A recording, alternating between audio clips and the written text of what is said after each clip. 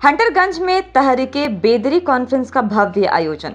कुरान पाक की तिलावत और संविधान के प्रस्तावना पढ़ कर किया गया शुभारंभ। उत्तर प्रदेश, बंगाल, बिहार और झारखंड के दर्जनों उलमाए एकराम, स्कॉलर और कवि हुए शामिल। दहेज समाज में बहुत सारी बुराइयों का जड़ है, इसे समाप्त किया जाना चाहिए। बता दें कि चतरा जिला के हंटरगंज प्रखंड ब्लॉक मैदान में एदारी शरिया रांची के तत्वाधान में तहरीके बेदारी जागरूकता अभियान कॉन्फ्रेंस का भव्य आयोजन किया गया। इस ऐतिहासिक कॉन्फ्रेंस की अध्यक्षता मौलाना तबारक हुसैन रिजवी गयावी एवं संचालन मौलाना कुतुबुद्दीन रिजवी नाज़ीम आला एदारा शरिया रांची ने किया।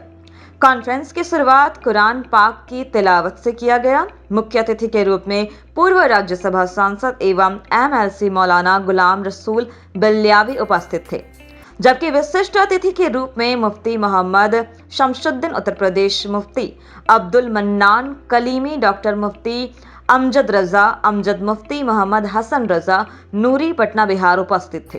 तिलावते कलाम पाक के बाद संविधान का प्रस्तावना पढ़ा गया और इसे भारतीय ग्रंथ की संज्ञा दी गई। कहा गया कि तमाम धर्मों के अपने अपने धार्मिक ग्रंथ हैं, लेकिन भारतीय ग्रंथ संविधान है, जिसकी प्रस्तावना भारत के नागरिकों को अपने कर्तव्य और अधिकार को बोध कराता है। बड़े हर्ष की बात है कि हंटरगंज के ग्राम तितरिया की धरती के सपूत बाबू राम नारायण सिंह, महान स्वतंत्रता सेनानी और स्वतंत्रता आंदोलन में महती भूमिका निभाने वाले का आज जयंती भी है। संविधान सभा के सदस्य और प्रथम लोकसभा सदस्य भी चुने गए।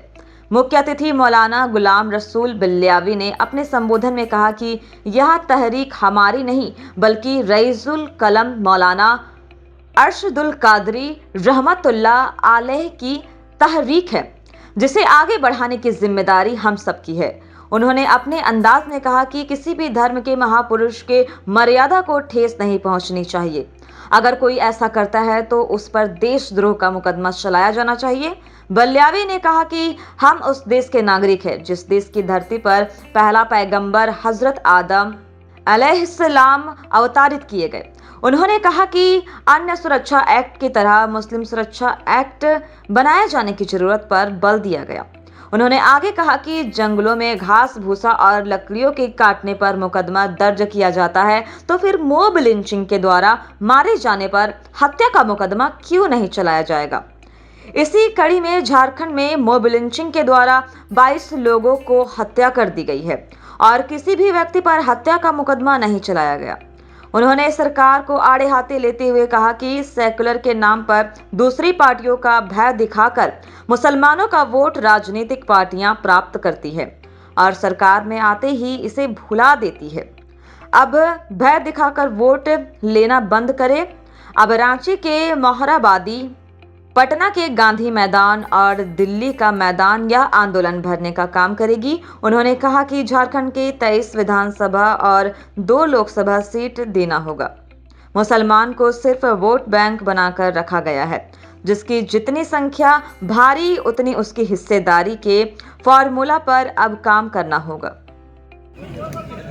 नामूसे रिसालत के तहफ्फुज़ के लिए कानून। हम ये नहीं कहते कि सिर्फ मेरे रसूल की, बल्कि मेरे रसूल के साथ साथ किसी भी धर्म, किसी भी मजहब के किसी महान भाव व्यक्ति को किसी पर किसी तरह के टिप्पणी करने का, उनका अपमान करने का हक नहीं होना चाहिए। बोलो होना चाहिए, जोर से बोलो होना चाहिए, जोर से बोलो होना चाहिए। और अगर कोई करे तो उस पर देशद्रोह का मुकदमा होना चाहिए। इससे सहमत हुआ? अरे बोलो, इससे सहमत हैं आप? दूसरा, इस वक्त तो हमारे बच्चों को जानवर से भी, जंगली घास से भी कराते हैं। क्या मजाक है सर? 64 मोब लिंचिंग झारखंड में हुई,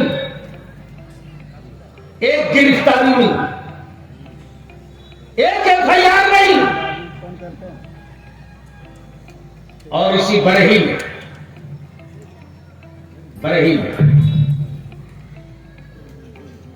एक बहुसंख्यक समुदाय के बच्चे की जिस किसी ने मारा, गलत किया, जुर्म किया, उसको सजा मिलनी चाहिए, हर हाल में सजा मिलनी चाहिए जिसने कानून हाथ में लिया। लेकिन चीफ मिनिस्टर हेमंत बाबू, आपको भी इंसाफ करना चाहिए। आपकी बिरादरी ने उतना वोट नहीं दिया है जितना बोरा में कस के सेकुलरिज्म के नाम पर सेकुलर पार्टियों को मुसलमानों ने वोट दिया, और सबसे ज्यादा घाव आपने दिया। आज पूरे झारखंड में मेरे बच्चे कोयला चुने, ढेबरा चुने, पत्ता चुने, लकड़ी चुने, मुर्गी बेचे, गांव गांव घूमकर कपड़ा बेचे, जूता बेचे, चश्मा बेचे, और हमारे वोट से राजा आप बनेंगे। और मुसलमानों को आप लोग डराना बंद कीजिए। किसी भी सेकुलर कहलाने वाली पार्टी के लीडर को डराना बंद करो मेरे बच्चों को। यह मत कहो कि हमारे पास विकल्प क्या है, यह मत डराओ कि फलाना जीत जाएगा, फलाना हार जाएगा।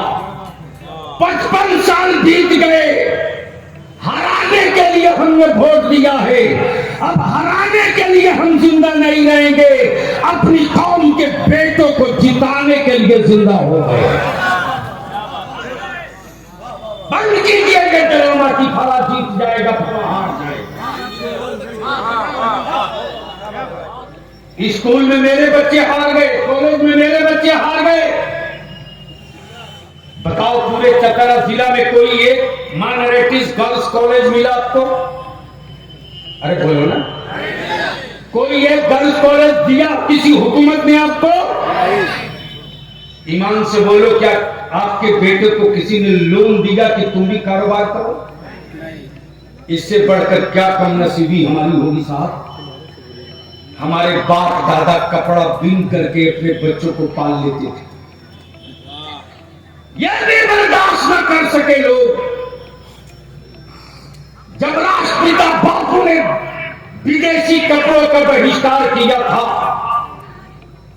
तो यही कौम है जिसने कहा था करमचंद गांधी, बापू घबराओ मत, हम मेहनत थोड़ी और बढ़ा देंगे, लेकिन हम खुद भारत में ऐसा कपड़ा बना देंगे कि विदेशी कपड़ों की नौबत नहीं आएगी।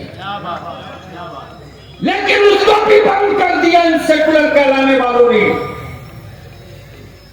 जबकि चाहिए था कि इनको लोन देकर, पैसा देकर, फाइनेंस करके हैंडलूम की जगह नई टेक्निक, नई टेक्नोलॉजी के साथ पावर लूम देते और कहते कि तुम कपड़ा बना रहे हो, बनाओ। मैं तो कहता हूं हेमंत बाबू, बलियाबी बोलता नहीं है, बोलता नहीं है। आप आंदोलन में नहीं थे, आपके जिसने अंग्रेजों की दलाली की हो,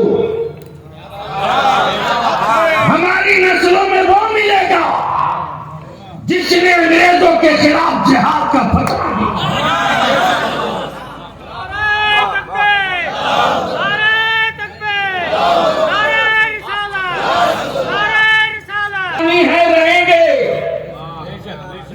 और हिंदुस्तान से मेरी मोहब्बत सिर्फ इसलिए नहीं कि हम यहां सिर्फ पैदा हो गए,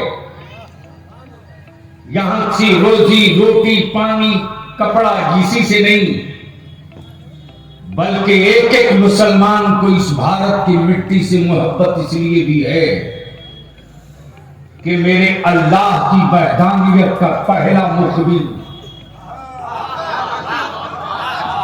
मेरे अल्लाह की वहदानियत का पहला मुखबिर मक्के में नहीं आया, मदीने में नहीं आया, मेरे अल्लाह की वहदानियत का पहला मुखबिर इसी भारत में आया। मैं शुक्रिया अदा करूं युवा लीडर भाई वारिस खान साहब का, इनको मैंने फोन किया, ये कहीं थे 75 साल में, जिन सालों में मेरे बच्चों ने मेहनत करके हड्डियां घींच कर अपने कारोबार करके खड़ा होने की कोशिश की, फिरका वाराना फसाद में बुलडोजर, आग, फसाद, ध्वस्त, लूट लिए गए हैं। मैं समझता हूं कि बलियावी ने तेरे पार्लियामेंट में कहा था, हां तकलीफ होती है लोगों को, लेकिन मुझे उन तकलीफों की, उन शिकायतों का लामा सैफुल्लाह अलीमी साहब बलियावी की सेहत पर लामा मुजाहिद साहब कोई असर नहीं पड़ा, इसलिए कि जख्म मेरी नस्लों को लगा है, दवा दूसरा नहीं देता। घायल मेरे बच्चे हुए हैं, मरहम कोई और नहीं लाएगा, और मेरे नबी ने मोहताज नहीं बनाया है, बल्कि हर जख्म, हर दर्द की दवा मदीने के मुस्तफा ने दिया है।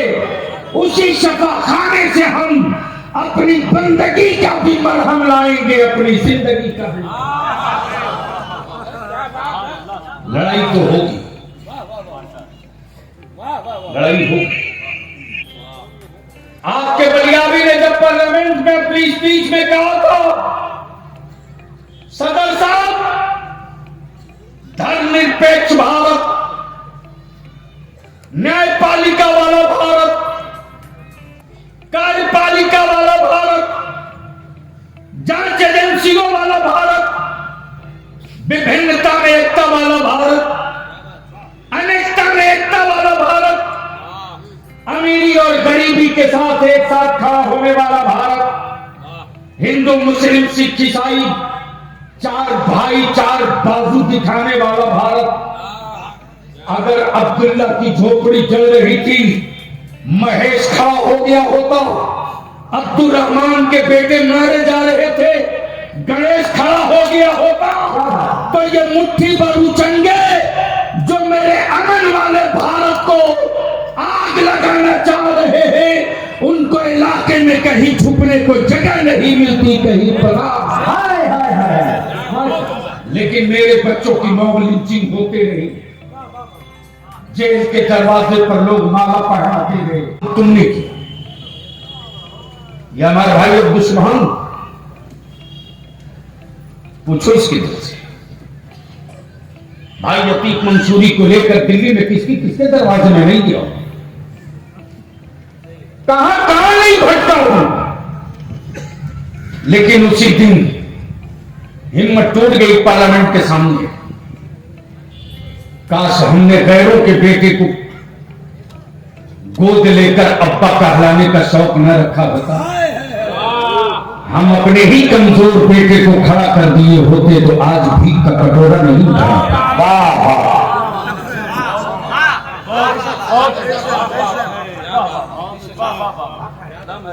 इसलिए लड़ाई तो होगी, आप पीठ पर रहो न रहो, मुअज्जिन की तरह मैं आज़ान देते रहो।